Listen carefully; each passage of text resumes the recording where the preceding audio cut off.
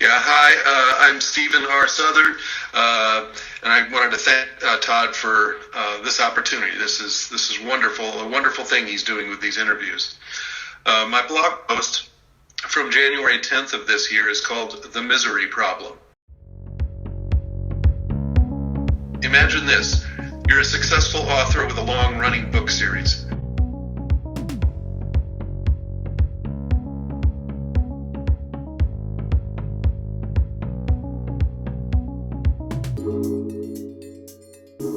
Suddenly, the creative well runs dry, and your muse wants to end the series and write different stories with different characters.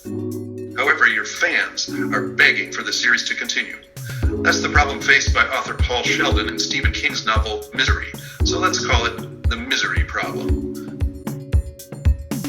What if the misery problem happened to you in real life?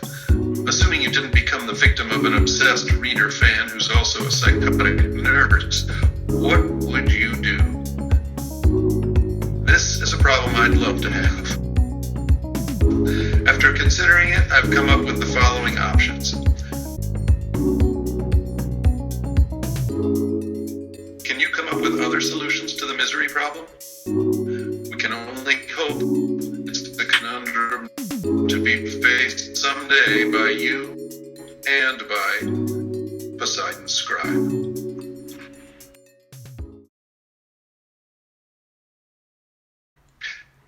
Yeah, I started about almost exactly 10 years ago in January of 2011.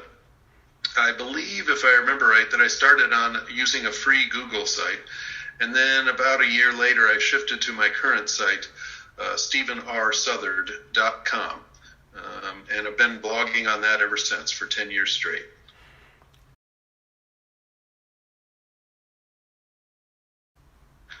Yeah, let me first address the Poseidon Scribe thing. That was my first blog, and it's the one I've stuck with the whole time. The name Poseidon Scribe is a pen name on the site, kind of a alter ego based on the fiction I was writing at the time.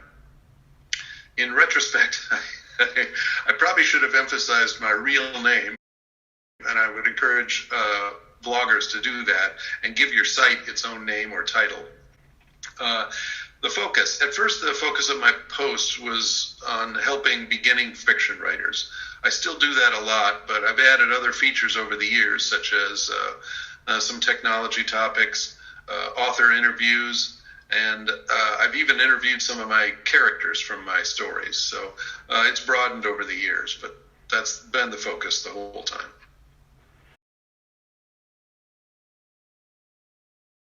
For the blog posts themselves, I would say there's kind of four things. First is the value of the content. Your posts have to provide useful information to readers, otherwise they'll just click elsewhere. There are many, many options for them, so give them a reason to linger on your site. Second, quality of the writing. And I don't mean you have to be some English major, but keep each post brief and interesting. Third is appearance of the site. You want to arrange the layout to be useful to site visitors and keep it uncluttered if you can. And fourth, the frequency of posts. People will ignore a site if nothing much happens there, so having a regular drumbeat of posts there, something that your readers can count on, depend on, that's a good thing. And it provides some discipline to you to keep updating the site, keep providing new posts.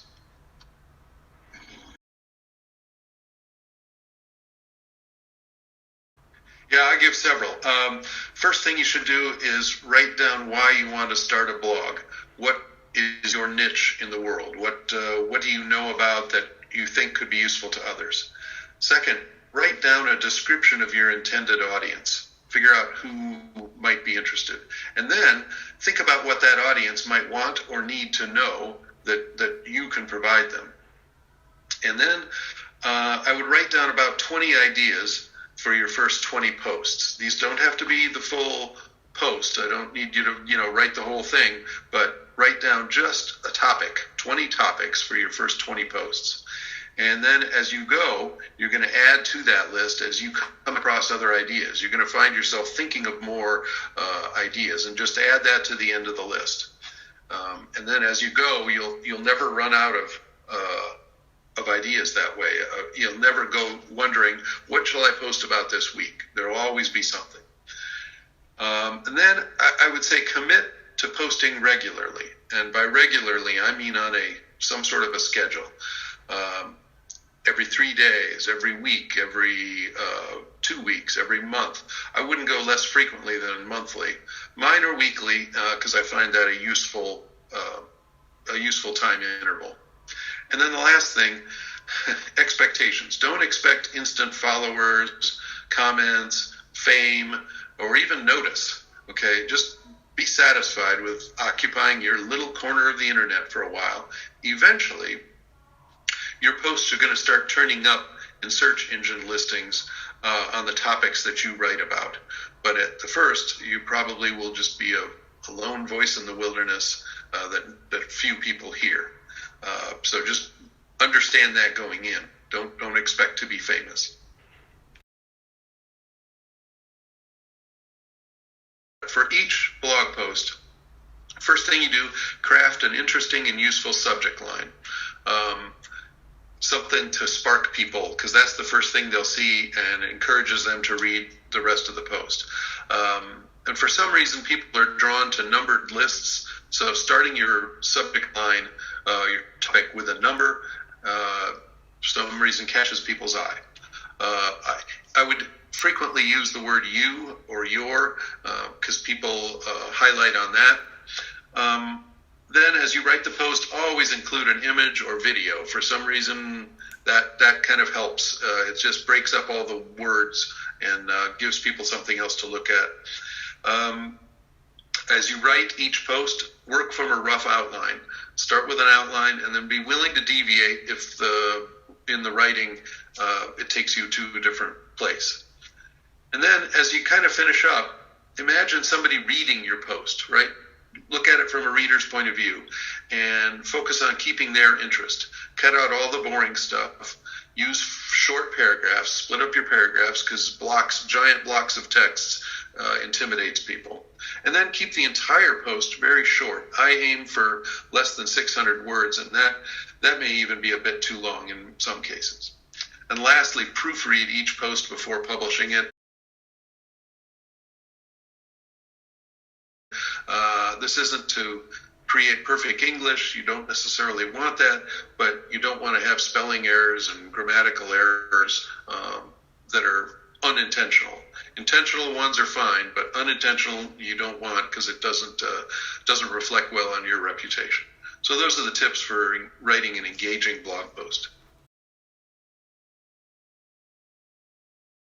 If I had to recommend one, I'd go with The Creative Pen. That's P-E-N-N, 2 N's. thecreativepen.com/blog by Joanna Penn, P-E-N-N. That's a very helpful site for beginning writers.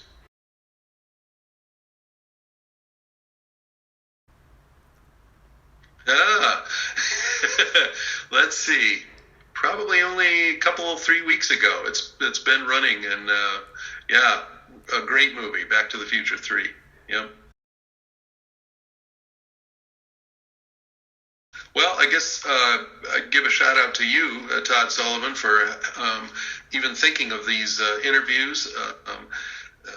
Sounds like it's a great thing you're doing, and I'm honored to be among the people that you're interviewing. Thank you very much.